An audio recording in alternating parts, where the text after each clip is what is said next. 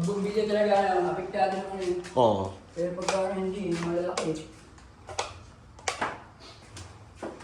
Babagay ka pa siya yung ilaw.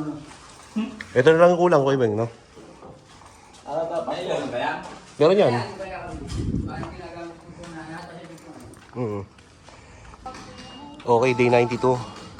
Time check, it's 4:20. So, kakarating ko lang. Bali, ayun, pinipinturahan na yung harap pa. Then yung sa baba, okay, napinturahan na. Ayun, bali nagaya na yung kulay rito. Ito yung kulay niya talaga. So, yan kasi yung talagang dapat mangyari. Hindi pwedeng baguhin yung kulay ng existing. So, kailangan kung ano yung pinaka-model talaga na kulay, yun talaga dapat sundin.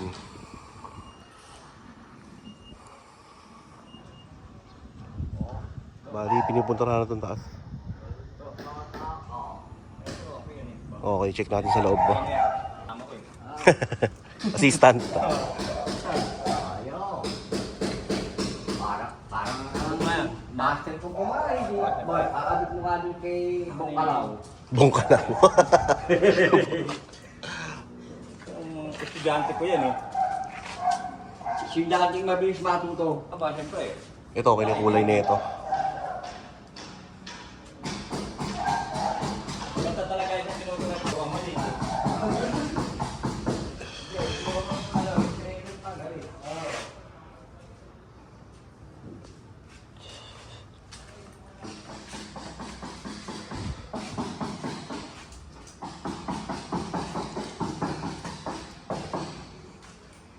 Okay. So, walang changes dito. Bali na pinturahan na tong sa may labas, sa may garahe, sa may mga wall, no? Pati sa harap.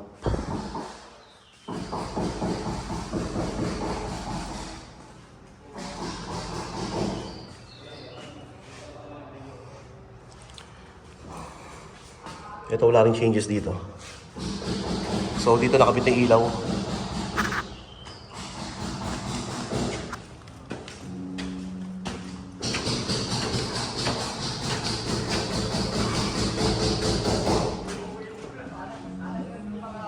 Huwag kang mahawak naman dyan.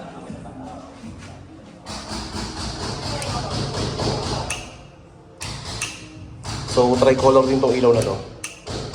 Halos lahat ng ilaw dito tricolor. Para merong pwedeng mag-warm. Tapos yung maliwanag, kulay puti. Then itong pinto okay na rin, sabi ni Master Nognog. Tapos na rin pinturahan to. Napatukan na ng doble patong. So medyo maamoy pa. Balang ginamit dito, QDE, Quick Dry Enamel, na kulay black.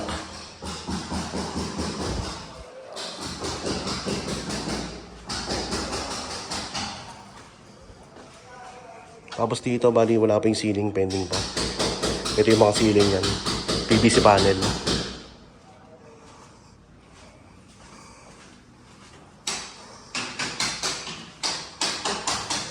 Tapos ito, konti na lang.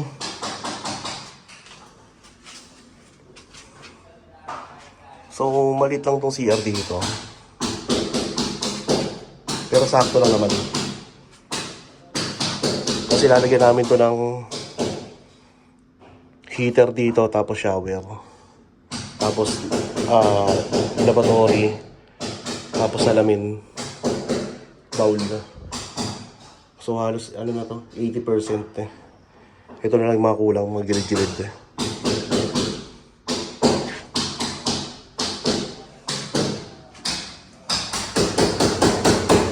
Tapos dito, kakapitan nila yung pinto. Ito para dito yan.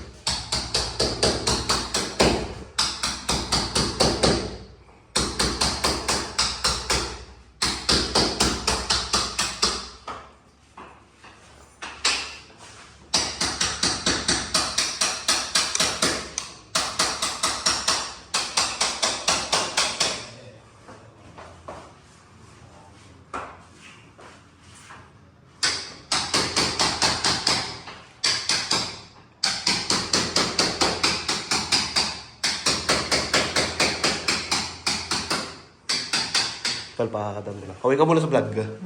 Naka-vlog to. Patrick, ang skilled worker namin.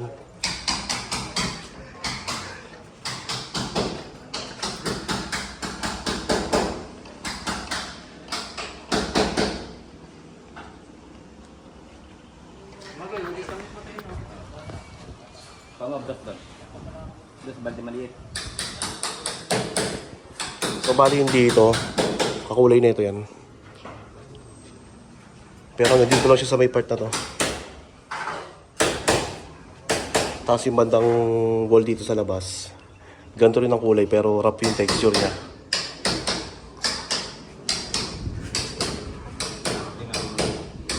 Nagbali dark gray yung sa canopy.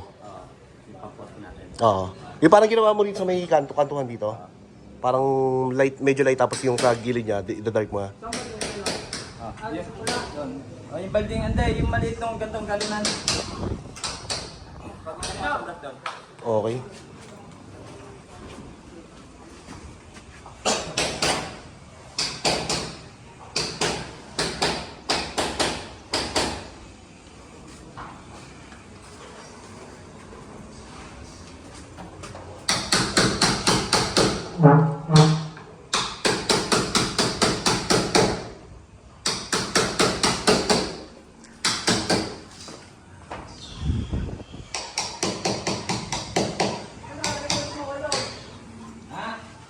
Palpadan mo na. Thank you.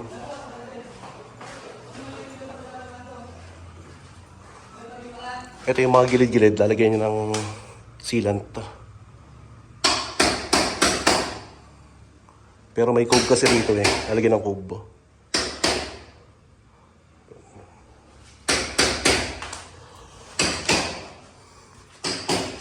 Then dito, assistant PVC panel saka dito.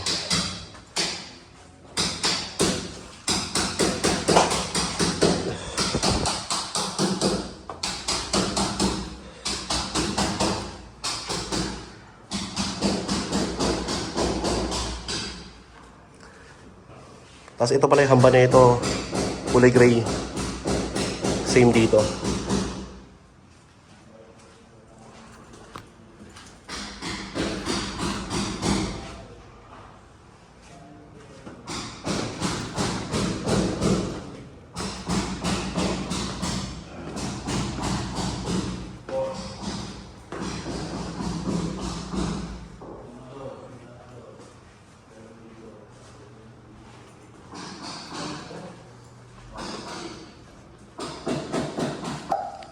Okay, day 92. Time check, it's 5:45. So, progress today. Okay na yung ceiling sa master's bedroom. Then yung ilaw doon, okay na, nakabit na. Tapos dito sa may CR, yung tiles halos 80% na yun, matatapos na. Then yung mga ilaw dito, okay na rin. Ayan, nakabit na. Pati yung sa may baba, sa babang CR. Tapos dito yung ilaw dito sa may hagdan, na-install na rin. Then itong harap na pinturahan na, pati sa baba. Bali ito na lang kulang.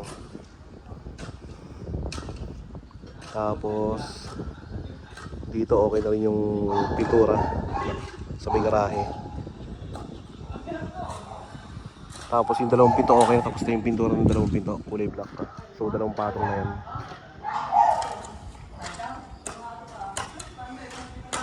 Tapos meron ng mga brace bracket dun sa may hallway para sa paglagay ng PVC panel. Okay, so that's it for day 92.